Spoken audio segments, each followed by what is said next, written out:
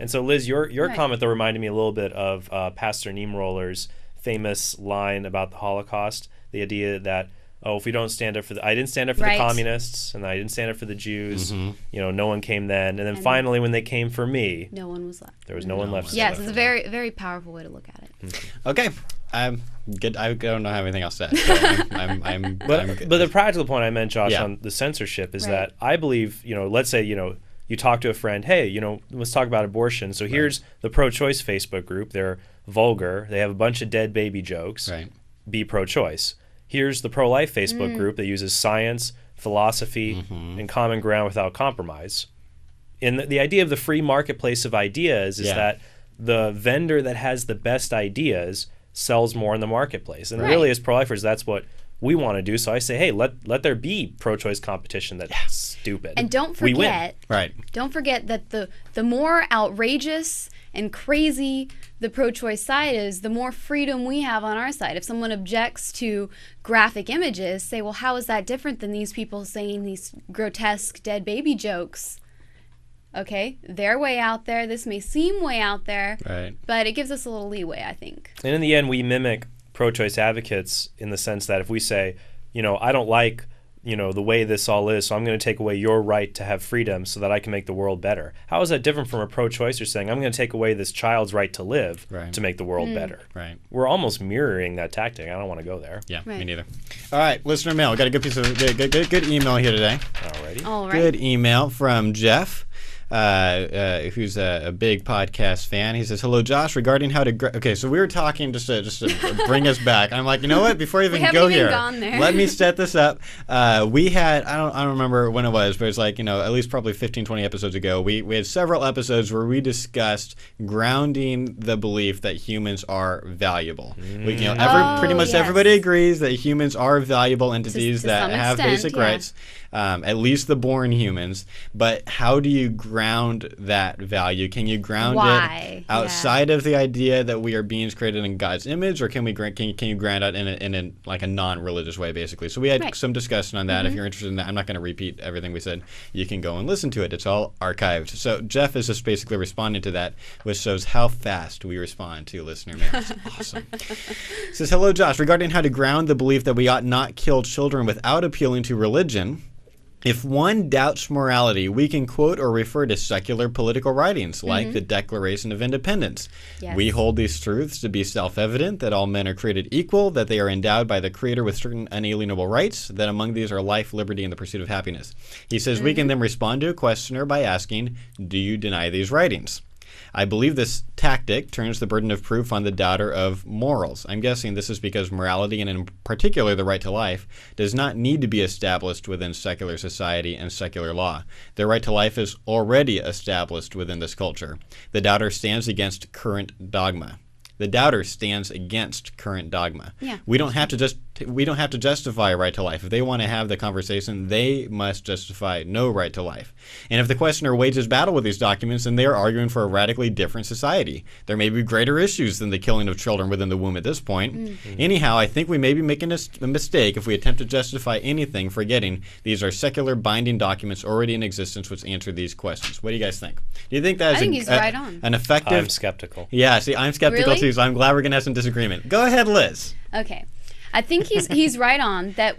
Obviously, when you're having a discussion with someone and you're disagreeing about the value of human life, you need to find out whether or not, or you're disagreeing about the value of the unborn human life. Right. You have to at least agree that human life has some value. So you do have to, we've talked about that, how you have to come to some understanding. Because if they just don't believe human life is valuable at all, Right. Which there's is not very a lot- rare. Yeah, there's not a lot you can do with that. Right. But what I think holds very true is that, one, most people agree with the Declaration of Independence. I would say that most people Actually, I don't hold... know if that's no. true. What about- Liz, here's the no, problem. no. Here's the problem.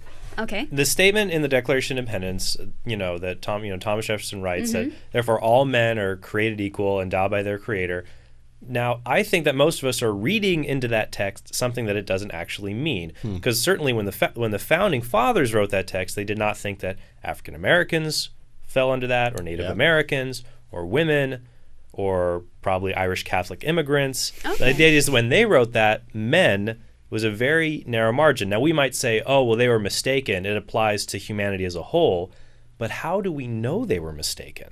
Now we're appealing to a principle that goes beyond the document itself. Right. That's true, but there's a meaning that's implied. There's a social belief, and the terms of equality becomes an ultimate term, like a God term, something that society believes in.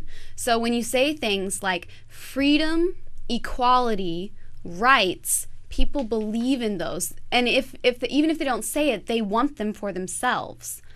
So it seems equality is such a big one. I agree, but I'm not sure that I think you can find. I think sometimes, let's just say specifically on campus doing JFA, I think there are sometimes maybe you can find common ground with someone by using secular documents like this. I think there's a danger, though. I don't believe our value comes from these documents. Oh, no, not a bit. And I think couldn't that maybe be implied? Well, we agree with the Declaration of Independence, so obviously we're valuable, duh. You know, that kind of thing. No, but do they believe the statement? Well, the statement itself obviously refers to. Well, I don't know if all the founding fathers would have agreed with this or not. Many of them were deists themselves, possibly atheists or agnostics. But the idea being that we are endowed by a creator with inalienable rights. So the idea, I think the founding fathers understood a core principle of natural law. The idea that a republic should protect those principles within a law that overarches societies, places, and cultures and invalidates things like the divine right of kings. So, but I think that we shouldn't be afraid of using, if we get down to the basement and we want to talk about why humans are valuable, I think it's okay to bring in religion at that point. Right. I mean, as Scott Klusendorf would say, in regards to this debate, everybody does metaphysics. Right. If you're going to explain why humans are valuable, they should have rights at all. I had a friend who was an atheist. I asked him, do you believe in human rights? He said, no, if I believed in rights, I'd have to believe in God. So the idea is... And he's right. I think so. If you want to have rights that are transcendent, time, place, and culture, that we treat the unborn, the born, or humans in a certain way, past our own self-interests, you're going to do metaphysics somehow. You're going to appeal to some transcendent quality. Right. Maybe you're Peter Singer and you're going to appeal to sentience, or you're David Boonin, you're going to appeal to desire interest theories, but everyone brings it to the table and we all have to try to figure it out. Or you appeal to social constructs. Or you mean social contract theory? Not quite, but... What do you mean? Similar. I mean, it's very common that I've noticed, at least among the faculty in my division, and I kind of see it in a lot of writings, that what we believe about life and how we decide whether something is good or evil is a construct of society. You see this a lot in gender theories, that male and female, or rather femininity and masculinity, are just constructs of society. It has nothing to do with, not much to do with biological sex. And so you see that a lot. And I think that even if somebody doesn't ground themselves in, what were the two theories you mentioned, in like sentience? Well, those are the alternative like secular accounts. Singer on usually most analytic philosophers that don't use religion grounded in it, the being's interest. What are your desires? What do you want to do? How can you feel pleasure and pain?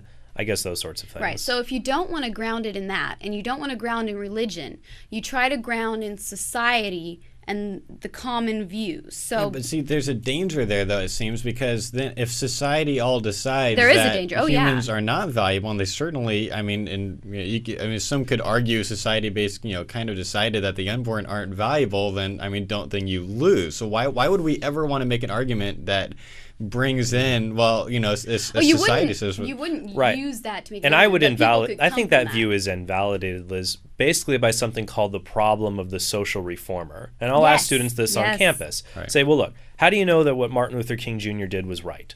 That he disrupted bus lines, organized sit-ins, practicing civil disobedience. He was breaking the law. How do you know he was right? He knew he was doing the right thing. Yeah, but if you think morality is a social construct, everyone in the South... whites and many blacks as well said, well, this is just the way it is.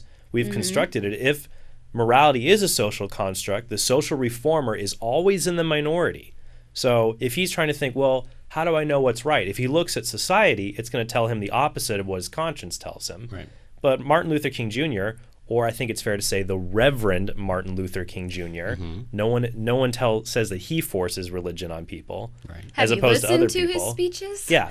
Can they be more laced with religion? Right, but he appealed to a higher principle, you know, a God that gives us equality. Right. And I think, him or Gandhi or other people, I mean, if you go on campus, everybody loves a social reformer. I mean, you just talk about Cesar Chavez for a minute. It's like, viva la revolución. Until Justice for All gets on There's campus. a statue of Chavez and a statue of Gandhi on our campus in the Peace Garden. But my question for those people is, how do you, when they stood against the majority, we all knew they were right, but how did they know it? Right. And so that only is, they appealed to universal principles. Okay, so Trent, how do you respond to Jeff's tactic here, where he'll spell out, and he listed several other secular documents that affirm human value.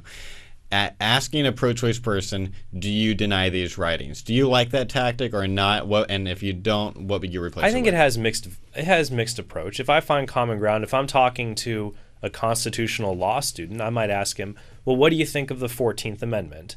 You shall not deprive any person of life or liberty without due process of law. So what is a person? And we'll talk about those things. And I think it's important at least to find, the second level, the first level of the house. We found common ground. But then later on, I might move it to the basement. Like, well, how do we know those things are true? Right. And then when it's appropriate, because, I think, Josh, a common theme on your show is you can't start with, oh, haven't you read Psalm 139, Jeremiah 1:5? Right. But I think it's okay to eventually, when it naturally gets to the point, well, why do people matter at all? Right. So, well, I think it might matter because humans, we're different from all other animals. Right. We have all these capacities. Not all of us do. Infants don't have them, like rational thought. Right. But we're a kind of being that was made after another being. We're made in that being's image. He has value. He's created us, and then you're at what's called the imago Dei, for example. And I've had this conversation with people that will try to say, no, I believe humans are equal with animals, but it's like, I have found do they act upon it? Exactly. Well, I found very few people actually believe that. They might say that, but it's like, really, and they're like, no, they're exactly equal, or you're being speciesist. So I'm like, really, if you're at a creek side and you see a dog drowning over here and a kid drowning over here, you really have to stop and think to yourself, which one am I? Or even more stark, Josh, I would say, for people, how do you feel about grounding up a cow, feeding them to a 2-year-old as a Happy Meal? Most people say, I'm not opposed to that. Say, okay, how about grounding up a 2-year-old and feeding them to a cow? Right. If they both have, so it's, you have to treat animals differently. I'm just waiting for when job applications say that we won't discriminate based on your species. One day. And then we hire animals to fill positions.